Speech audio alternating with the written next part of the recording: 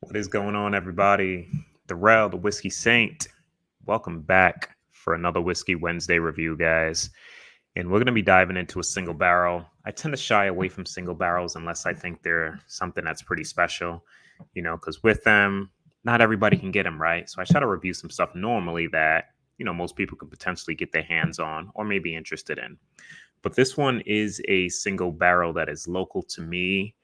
I tasted it and was like, oh, crap. I need a bottle. And I've been trying to pass this thing around to multiple people to get their opinions because I honestly think it may be the best version they've put out in this age statement. What we're going to be talking about, guys, is a 9-year Knob Creek single barrel pick. And this thing is absolutely killer. We're going to dive back into it, pour a little bit up, and kind of walk through the stats, obviously the price and all that good stuff with you guys. But if you're new to our channel, hit that like and subscribe. We're about to kick this show off, all right? Cheers.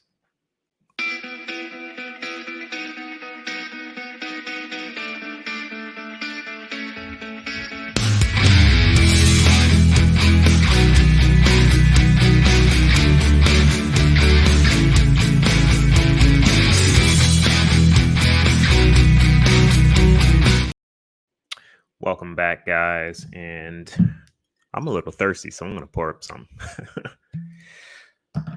But just a quick backdrop on this bottle.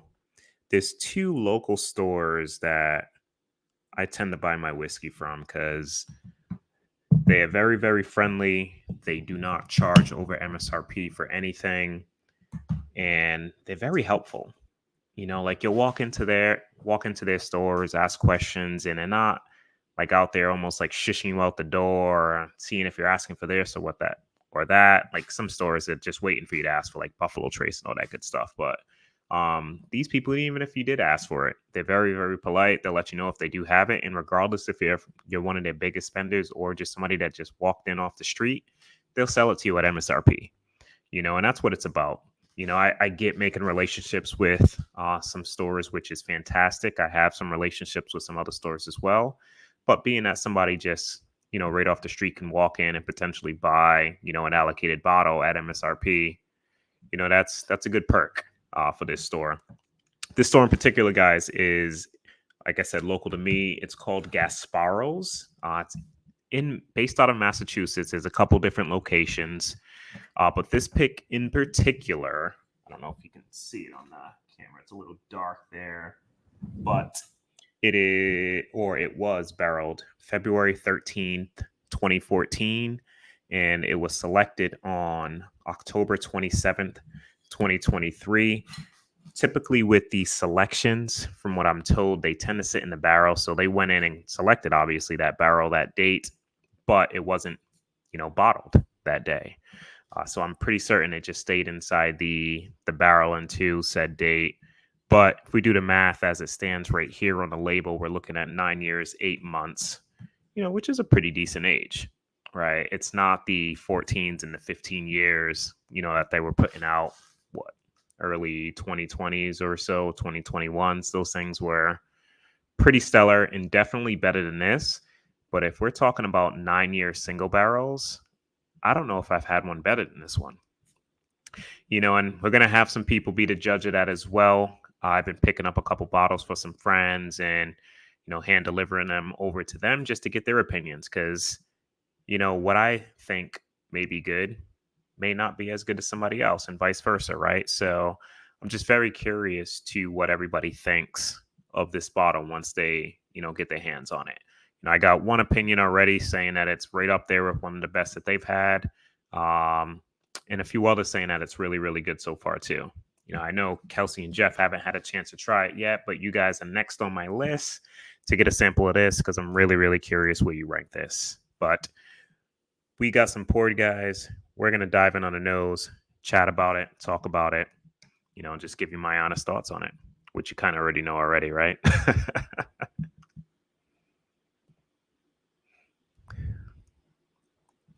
But as you can see, Knob Creek single barrels, depending where you're at, range from probably 49.99 to maybe 59 to 65. I've seen them as high as 65. This store in particular, give or take a couple bucks from that retail. I think retail normally is 55. I could be mistaken.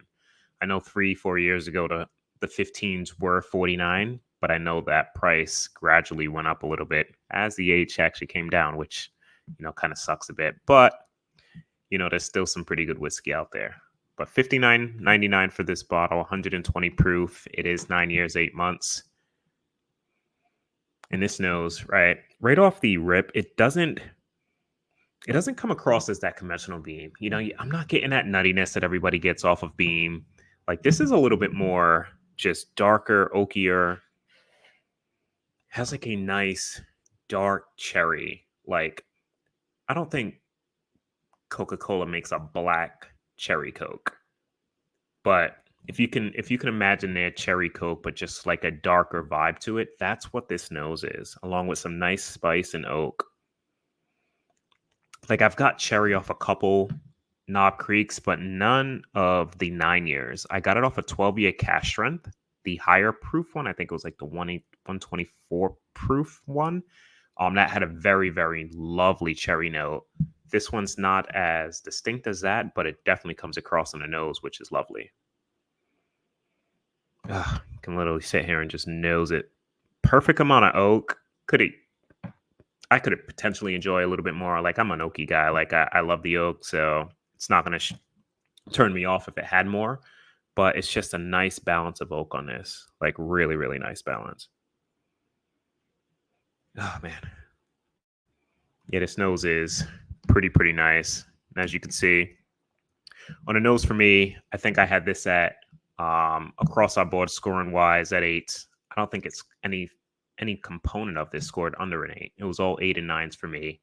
The nose, I think the only thing that kind of demerited it slightly was just a little bit of depth. Like, it has that sweetness, it has the oak, but I've had noses that were better. That's the only reason it's not like a 9 or a 10, but it's a really, really nice nose. Let's go in for a taste, guys. Cheers.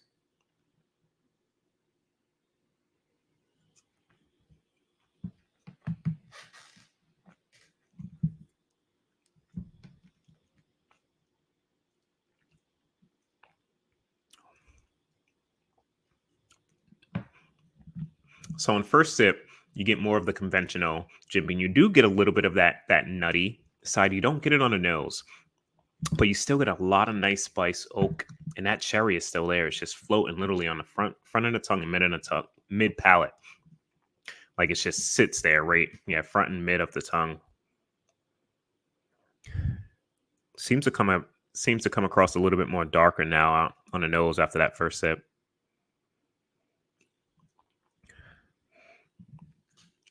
Let's go in for another sip.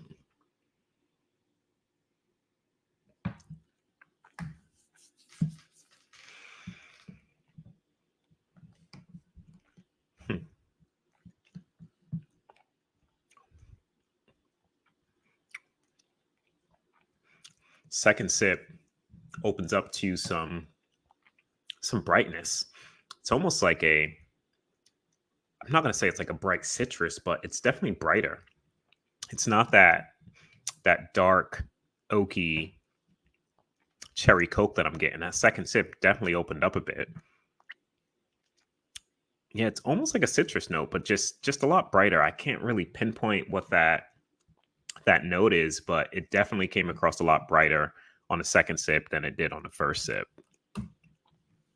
This palette, though, I'll tell you guys, I got this as 2 thumbs up. I think palettes across the board were all 9s for me. Like, it hits front, it hits mid, it hits the finish. At 120, this finish is above 120 for me.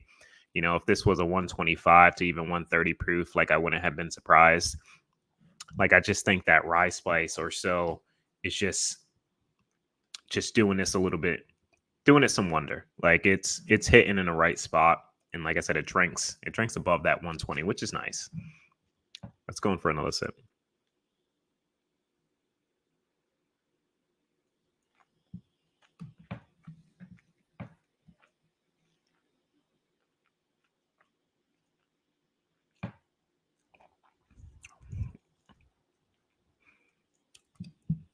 It's funny. Each consecutive sip is different.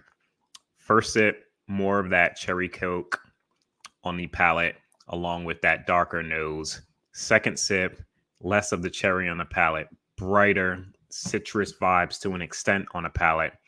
Third sip just came across higher age. Like this thing almost drank like I don't know, like a 13, 14-year old. Like it just got like a nice, like oaky, like slight bitterness that I enjoy on some whiskeys when they're higher age. But I got all of that on that third sip. That was pretty crazy. I'm gonna take one more sip before we end this, but you could tell, guys, that I like this bottle, right? Look, I got this thing. I can't. I'd be lying if I said it was more than a week and a half ago. Granted, I have shared a bunch of it, but I just been diving back into this, and I really can't say that for any other Knob Creeks. I know Big Vic sent a Knob Creek single barrel last year that was in our tournament. I believe it made everybody's top 10, I want to say. The Beam Tack out of, I believe, the Dram Code is the store. And that bottle was really, really good. That scored an 87 for me. And once we, get this going a little bit, you'll see where this ranked in regards to that one.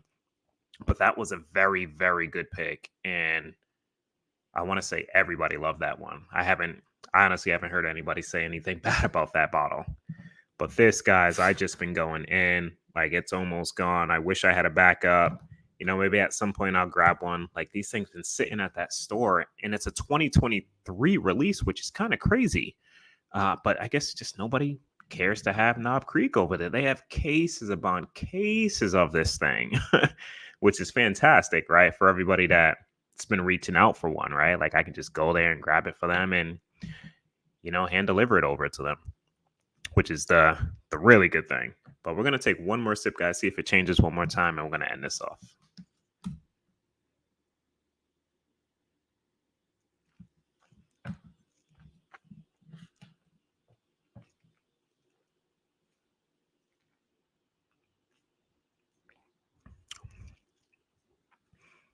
Now back to that cherry.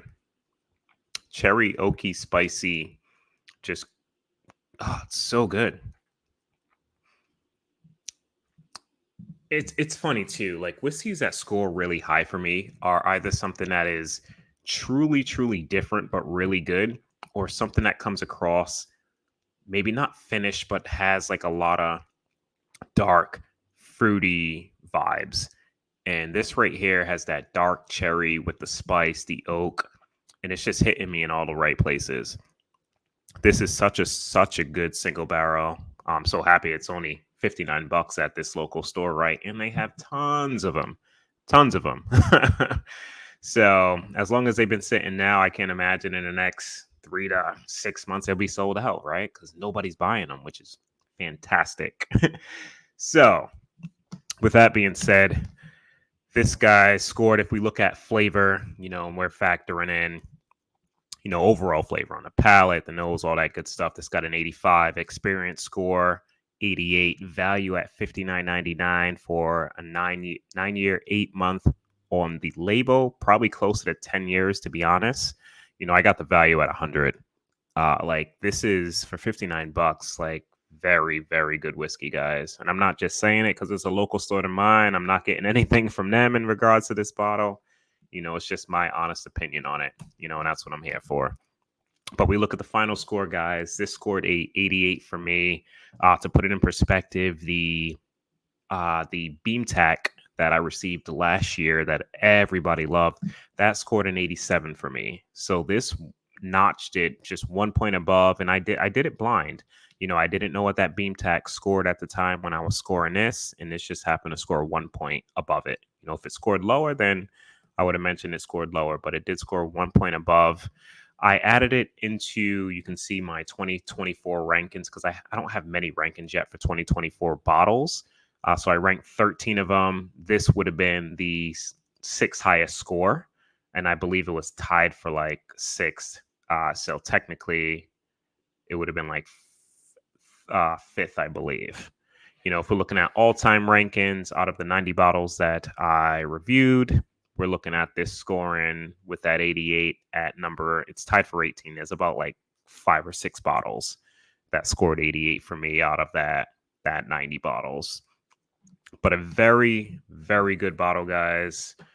Can't really talk too much more about it. It's just, yeah, it's one of those single barrels that, you know, you kind of hope for when you're looking at some of these distilleries, right? Because, you know, get Elijah Craig sometimes, even in Knob Creeks, they tend to miss, right? But when you find that special one, you know, those are the ones that, you know, you want to have backups of and let everybody know so they get to try it. Because like I said earlier, the single barrels that are local to me, you know, somebody in California or in New Jersey, you guys aren't going to see them. You know, you're not going to see this bottle. You'll see a single barrel local to you, but this specific one's not going to get out there. You know, so that's why I like to review these, you know, get my thoughts on it, send samples so everybody can try them. And if they like them, you know, we can get some bottles sent your way, you know, or hand delivered your way at least, so you can enjoy them as much as I'm enjoying it.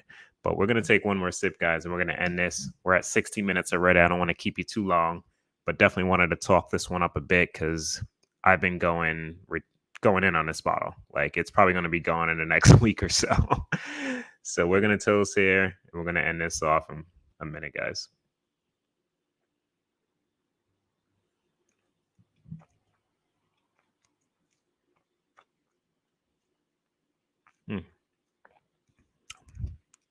Ever changing. Those first few sips definitely change. It's kind of settling down a little bit more to that dark cherry that I got initially, but it's definitely a ride.